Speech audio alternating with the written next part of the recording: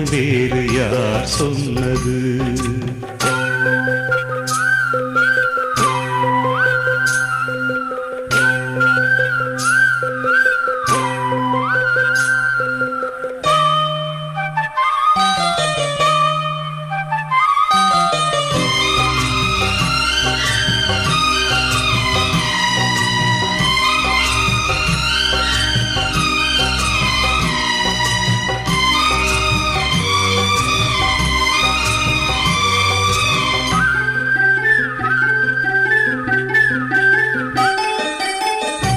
தினையில் பார்த்து வச்சு 10 பேரை சாட்சி வச்சு தித்திக்கிற ஆசைக்கெல்லாம் தேதி ஒண்ணு உருவாச்சு.